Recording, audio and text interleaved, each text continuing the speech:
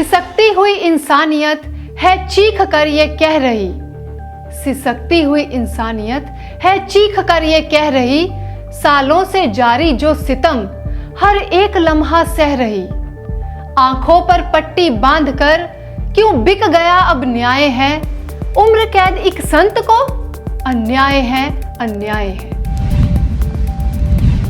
नमस्कार दोस्तों, 8 मार्च विश्व महिला दिवस के उपलक्ष्य में महिला उत्थान मंडल की इस खास पेशकश में मैं आपके सामने कुछ ऐसी सच्चाइयां लेकर आई हूं जिसे सुनकर आप भी कह उठेंगे कि अब तो हद हो गई।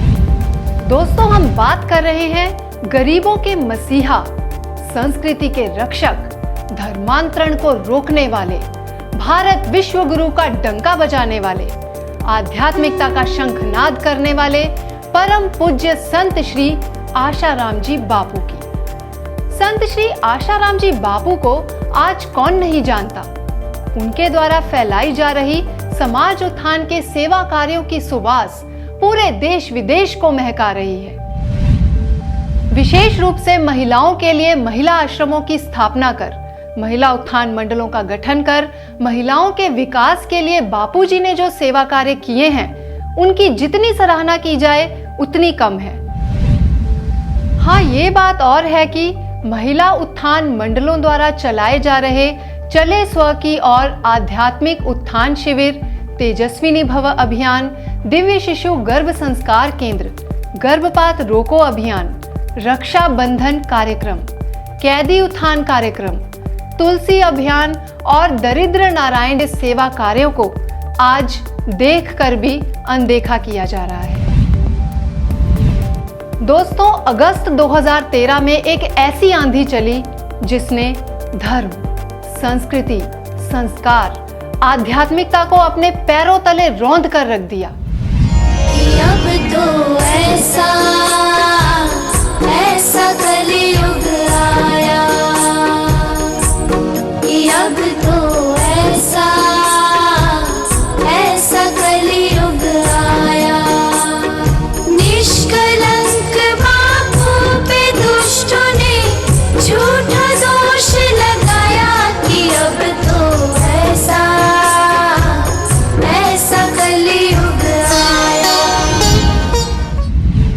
जिस नारी शक्ति की महिमा को जगाने के लिए संत श्री आशाराम जी बापू ने अपने बिगड़ते स्वास्थ्य, अपने कष्ट, अपनी पीड़ाओं को अनदेखा कर रात दिन एक कर दिया, उसी नारी ने नारी सुरक्षा के लिए बनाए गए कानूनों का दुरुपयोग कर एक के बाद एक मनगढ़ंत और बेबुनियाद आरोप लगाकर एक संत की, एक करुणामय संत के सम्मान को आहत कर दिया। कुछ इस तरह से कहते हैं संत श्री आशाराम जी बापू के प्यारे साधक। क्या वैलेंटाइंस डे की गंदगी को हटाकर मातृ पितृ पूजन दिवस की स्थापना करना गलत है? क्या बच्चों में सुसंस्कार सिंचन करने के लिए बाल संस्कार केंद्रों का स्थापना होना गलत है? क्या महिलाओं की आध्यात्मिक उन्नति के लिए महिला उत्थान आश्रमों की स्थापना होना गलत है? फिर भी आज ऐसे संत को पैरोल पर भी रिहा नहीं किया जा रहा है। ये हमारे भारत देश के कानून व्यवस्था का बिकाऊपन नहीं है तो और क्या है? Judicial system has taken this big decision only on the basis of one girl's statement. But just think once, what about the millions of women who were standing for Sant Shri Asharam Ji Bapu? All those women who are saying that justice delayed means justice denied. We want justice for Sant Shri Asharam Ji Bapu because main reason is why people's voice is suppressed and ignored. Release Bapuji as soon as possible. बापूजी की महिमा को तो शब्दों की माला में पिरो पाना कठिन ही नहीं बल्कि असंभव है। ऐसे संत को पैरोल पर भी रिहा नहीं किया जा रहा, कहाँ का इंसाफ है ये? भारत देश में इतना घोर अन्याय क्यों?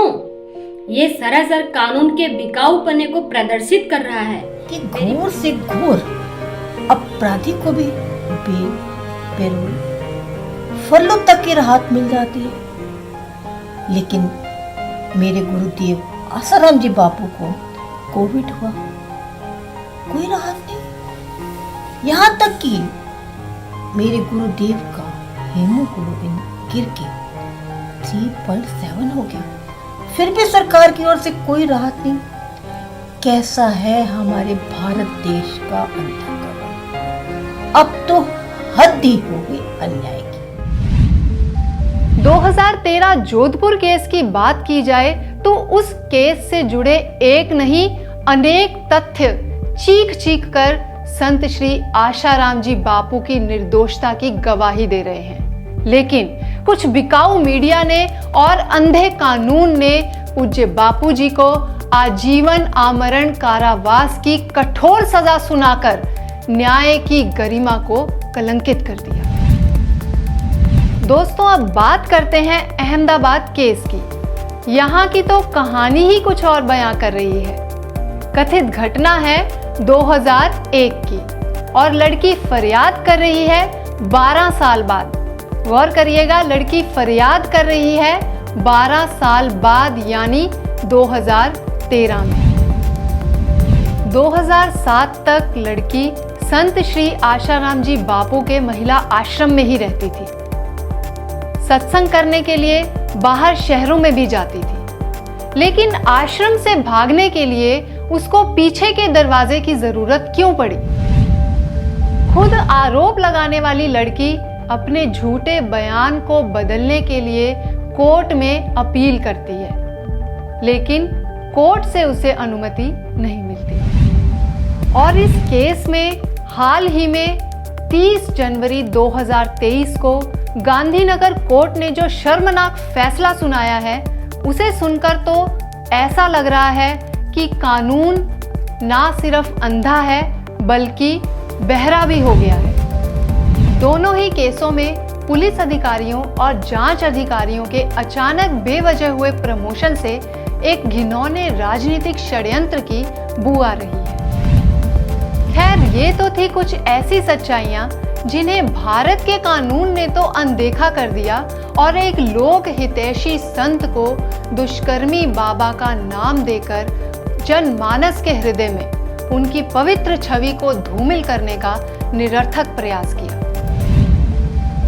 खैर, कानून की आंखों पर तो पट्टी बंधी है, लेकिन आप तो भारत देश के जागरूक नागरिक हैं। इन झूठे केसों की सच्चाई को खुली आंखों से देख सकते हैं, समझ सकते हैं और महसूस कर सकते हैं। संत श्री आशाराम जी बापू के साथ हुआ अन्याय केवल उनके साथ नहीं बल्कि पूरी मानवता के साथ हुआ अन्याय है। आखिर कब तक आप हिंदू होकर भी मूक बधिर की तरह अपने ही देश के हिंदू संत के साथ हो रहे अन्याय अत्याचार का तमाशा देखते रहेंगे? यदि अभी भी कोई संदेह है तो देखिए एक और सच। जोधपुर और अहमदाबाद दोनों ही केसों में आजीवन कारावास की सजा के बावजूद बापूजी के भक्तों और समर्थकों की श्रद्धा में कोई कमी नहीं आई, बल्कि आम जनता की श्रद्धा भी संत श्री आशाराम जी बापू के प्रति बढ़ गई। और ये किसी चमत्कार से कम नहीं है। दोस्तों, ये कोई अंधश्रद्धा नहीं बल्कि सत्य के प्रति अटूट विश्वास है, जिसकी जीत होकर ही रहेगी, क्योंकि सत्यमेव जयते। इतने षड्यंत्रों के बावजूद आज भी अनगिनत सेवाओं की बह रही है अविरल गंगा। आइए देखते हैं 2013 से 2023 तक के सफर की कुछ झलकियां।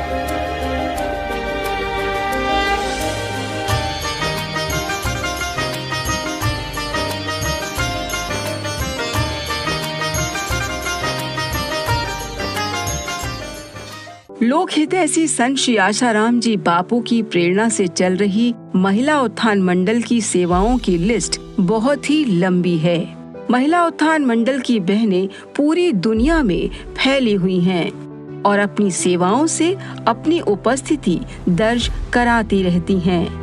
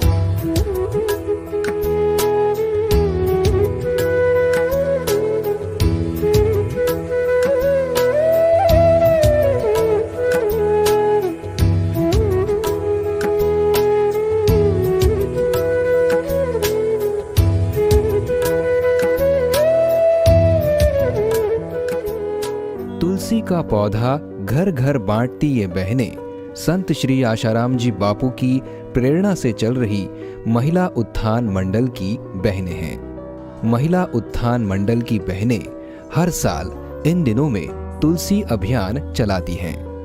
इस अभियान के तहत घर घर जाकर तुलसी का पौधा और तुलसी के पौधे के सेवन से होने वाले लाभ की विस्तृत जानकारी लोगों को भेंट करती है।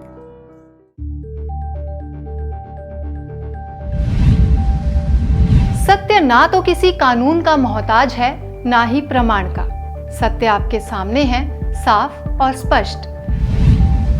86 वर्षीय संत श्री आशाराम जी बापू के साथ हुए इस अमानवीय व्यवहार को देखकर क्या आपको नहीं लगता कि अब तो हद हो गई?